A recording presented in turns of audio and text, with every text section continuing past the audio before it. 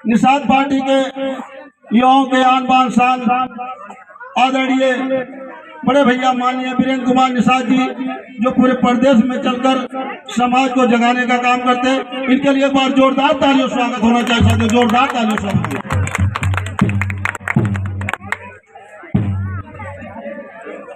Hello hello hello hello साथियों, बहुत बहुत धन्यवाद। मैं आज इस आस्था के मंदिर में के प्रांगण में सबसे पहले भगवान महाराजा गुहिराज निषाद जी के चरणों में श्रद्धा सुमन अर्पित करते हुए निषाद वंश में जन्मे वीर वीरांगनाओं, ऋषियों मुनियों महर्षियों को नमन करते हुए और हम गरीबों, शोषितों और पीड़ितों को जगाने वाले, इनकी आवाज बनने वाले, इनको मार्गदर्शन करने वाले करोड़ों करोड़ों के मसीहा माननीय डॉक्टर संजय कुमार निषाद जी के चरणों में नमन करते हुए इस प्रांगण में मौजूद पिता तुल्य बुजुर्ग, माताएं, बहनें, नौजवान साथी, आप सभी लोगों का मैं वीरेंद्र कुमार निषाद, प्रदेश सचिव निषाद पार्टी, और अपने पार्टी के तरफ से आप सभी लोगों का स्वागत, वंदन और अभिनंदन करता हूं। एक बार चाहता हूं जोरदार तालियों से आप सभी लोगों का स्वागत होना चाहिए, क्योंकि आज ये आस्था के इस मंदिर में आपके इस ग्राम सभा के मेरे जुझारू कार्यकर्ताओं के माध्यम से माननीय मंत्री डॉक्टर संजय कुमार निषाद जी का बुलावा और माननीय सांसद इंजीनियर प्रवीण कुमार निषाद जी का बुलावा था, परंतु वे लोग लखनऊ रहने की वजह से आप लोगों के बीच में नहीं आ सके, परंतु आप लोगों का प्यार, आप लोगों का स्नेह, आप लोगों का आशीर्वाद से माननीय मंत्री जी का फोन आया कि जाकर के इस कार्यक्रम को देखकर अपने लोगों का कुछ न कुछ मार्गदर्शन जरूर करके आना है। उनके निर्देशों का पालन करते हुए आप लोगों के बीच में आने का अवसर मिला। मैं इस प्रांगण में बहुत सारी चीजें तो नहीं कह सकता, चूंकि आस्था का केंद्र, आप लोग मनोरंजन के लिए बैठे हुए हैं और मैं बहुत कुछ ना कहते मैं एक छोटा सा संदेश बताना चाहूंगा कि रामचरितमानस में लिखा है कि जब जब होए धरण पर हानि, जन्मे असुर महाअभिमानी, तब तब राम मनुष्य तन धरहि, धर्म हेतु रक्षा बहु करहि।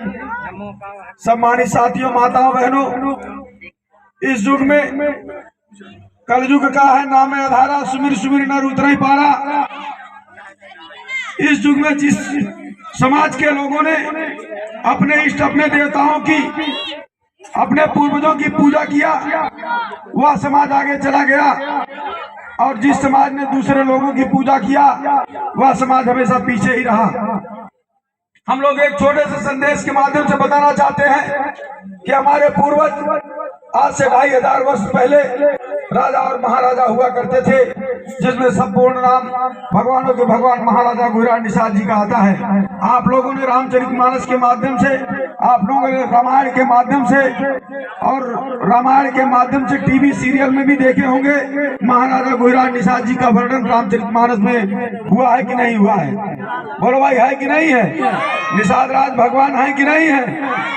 अरे भाई, कहते हैं कि जिसकी नैया कोई पार कर दे वो भगवान माना जाता है। हम लोग उसी वंश के लोग हैं, हम लोग उसी कौम के लोग हैं कि जब से ये हम लोगों का पुराना वफादारी का इतिहास रहा है कि हम लोगों ने इस देश की नैया को, जब जब देश पर विपत पड़ी, जो कि कुछ आज से सबसे पहले जो है जब दुनिया शून्य थी, उस समय मोटर गाड़ी नहीं हुआ करते थे, नेशनल हाईवे नहीं हुआ करते थे, जितना व्यापार होता था वो सब नदियों के द्वारा होता था। आज हमारी सबसे बड़ी आबादी इन नदियों के किनारे बसी है। पूरे दुनिया में सबसे ज्यादा गंगा, यमुना, सरस्वती और त्रिवेणी, ऐसे तमाम सारी नदियां जो पूरे भारत में है, इस नदियों के किनारे सबसे ज्यादा मछुआरे निवास करते हैं। इन मछुआरों के एक प्रमाण है कि जो पुराने जितने भी किले आप लोगों को मिलेंगे वो सारे किले नदियों के किनारे मिलेंगे, क्योंकि आज जो बड़े बड़े शहर हैं वो बड़े बड़े हाईवे के किनारे हैं, क्योंकि उस समय हमारे पूर्वजों के द्वारा इस नदियों से व्यापार हुआ करता था। जब यहाँ गाड़ी और घोड़ा कोई सवारी नहीं थे, उस समय नदियों से आवागमन होता था, चाहे लंदन जाना होता था, चाहे ब्रिटेन जाना होता था, चाहे अमेरिका जाना होता था, क्योंकि न्यू दुनिया की खोज करने वाले हम लोग उसके उनके वंशज हैं कि कोलंबस ने और वास्को डिगामा ने भारत की खोज कर, अमेरिका की खोज कर इस दुनिया को एक इतिहास बताने का कार्य किया है। वो हमारे पूर्वज थे।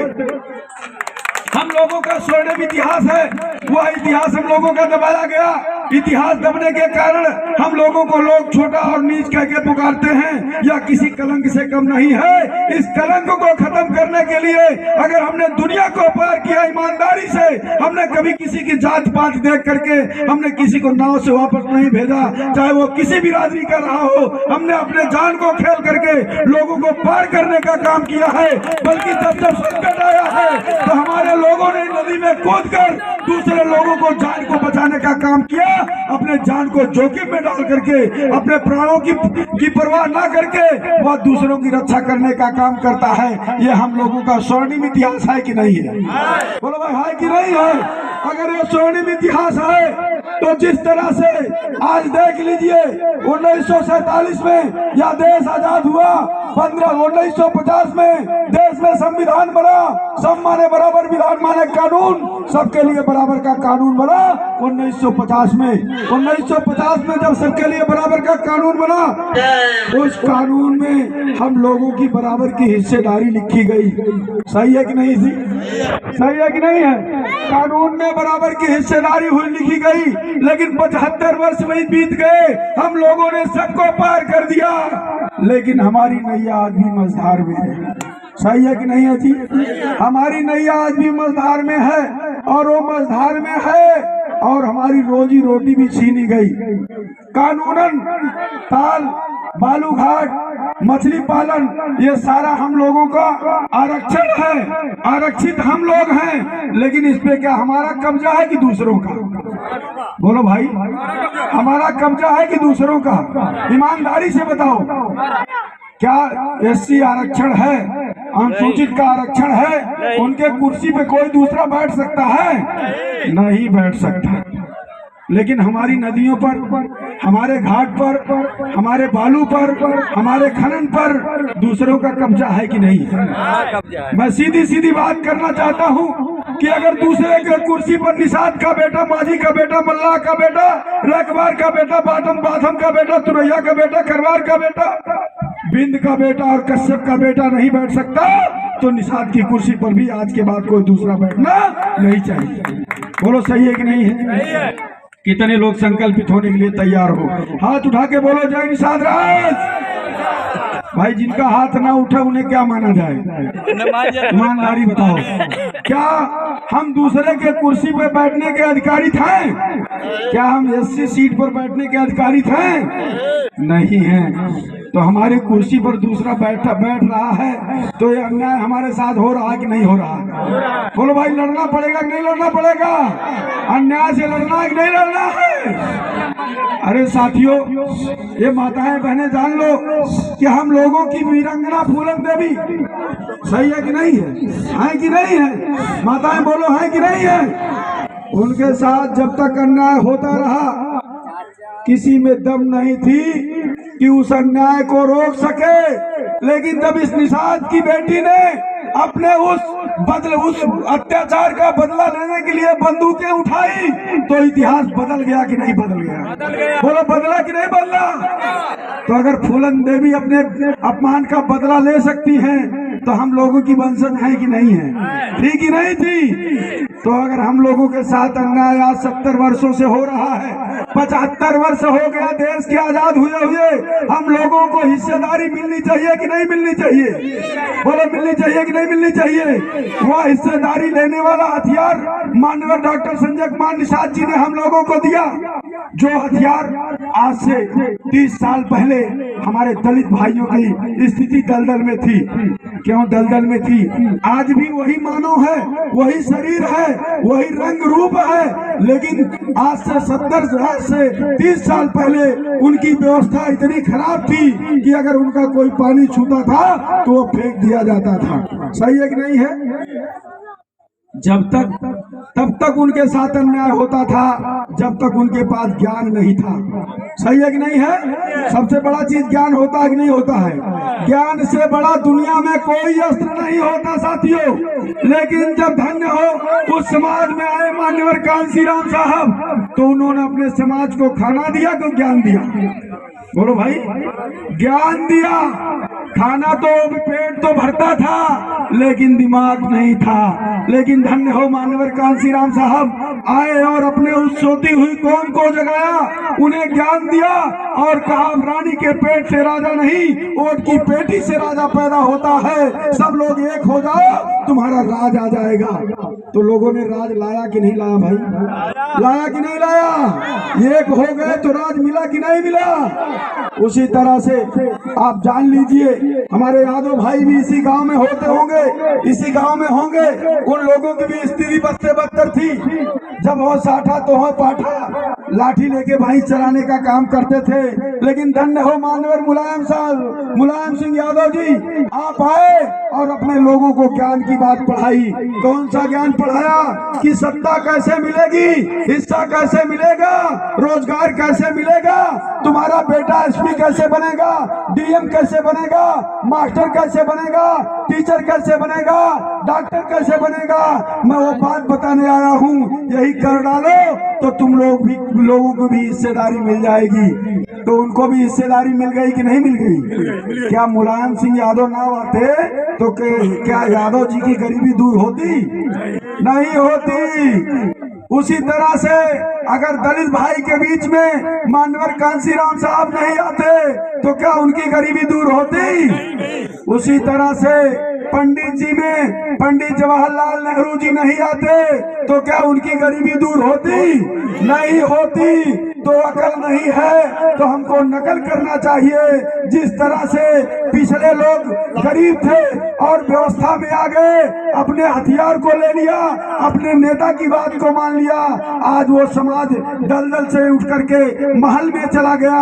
मैं बहुत ज्यादा कुछ नहीं कहने आया हूँ। माननीय डॉक्टर संजय कुमार निषाद जी ने पूरे दुनिया में जा करके आपके इतिहास को बताया, आपके समाज को जगाया और 5-5 हथियार दिया। कहा हे निषाद समाज के लोगों, हे निषाद वंश के लोगों, आप लोग इस देश के मालिक हुआ करते थे, आप लोग इस देश के हुक्मरान थे। कभी आपके पूर्वज राजा और महाराजा हुआ करते थे, लेकिन आपकी राजशाही चली गई, आज आप दलदल में चले गए। लेकिन पुनः उस राजशाही को लेने के लिए, पुनः सत्ता को लेने के लिए मैं आपको झंडा, नारा, टोपी, नेता और चुनाव चिन्ह दे रहा हूँ, पार्टी दे रहा हूँ। यही काम कर दो। अपने वोट को किसी दूसरे को ना दे करके भोजन वाली थाली बटन दबा दो, आपका खोया हुआ राजपाट वापस आ जाएगा। बोलो भाई, आएगा कि नहीं आएगा? आएगा। बोलो भाई, आएगा। खोया हुआ राजपाट चाहिए कि नहीं चाहिए? जो ना हाथ उठावे तो क्या माना जाए? बोलो भाई, उसको नहीं चाहिए। क्यों जी? जो ना हाथ उठावे तो उनको हिस्सा चाहिए कि नहीं चाहिए? तो कम से कम हाथ तो उठा दो। हिस्सा चाहिए कि नहीं चाहिए? एसपी चाहिए कि नहीं चाहिए? डीएम चाहिए कि नहीं चाहिए? भाई बोलो, कप्तान चाहिए कि नहीं चाहिए? दरोगा चाहिए कि नहीं चाहिए? मुंशी चाहिए कि नहीं चाहिए? बीडीओ चाहिए कि नहीं चाहिए? सीडीओ चाहिए कि नहीं चाहिए? लेखपाल चाहिए कि नहीं चाहिए? थानेदार चाहिए कि नहीं चाहिए? कोतवाल चाहिए कि नहीं चाहिए? कितने लोग लेने के लिए तैयार? भाई बोलो जय निषाद राज। बकरी की तरह अगर बोलोगे तो हिस्सा मिलेगा? कसाई बकरी में करती है। कैसे करती है? और कसाई क्या करता है? बोलो भाई, कसाई क्या करता है? रेत देता है। अरे बरसों से रेते जा रहे हो, आज हिस्से की बात आई है तो कम से कम दिल खोल के बोलो कि वोट से लेंगे सीएम पीएम, आरक्षण से एसपी डीएम। बोलो सही है कि नहीं है? वोट से लेंगे सीएम पीएम, आरक्षण से एसपी डीएम। अरे बोलो, नहीं बोलोगे तो हिस्सा नहीं मिलेगा। और ये हिस्सा दूसरे के घर जाता चला जाएगा। इसलिए अपनी आवाज को बुलंद करो, जहां से रहो वहीं से बोलो, तेज आवाज बोलिए जय निषाद राज। ज्यादा समय ना लेते हुए आप लोगों के द्वारा जो प्यार दुलार आशीर्वाद मिला, मैं मंसूरगंज के वासियों से का बहुत बहुत आभारी रहूंगा। बहुत बहुत जो है मैं आप लोगों का कोट कोट नमन करता हूं कि आप लोगों ने प्यार दुलार दे करके जो ये सम्मान दिया है, निश्चित रूप से समय आने पर इसको सूद सहित वापस किया जाएगा। इसी के साथ मैं अपनी वाणी को विराम देता हूं।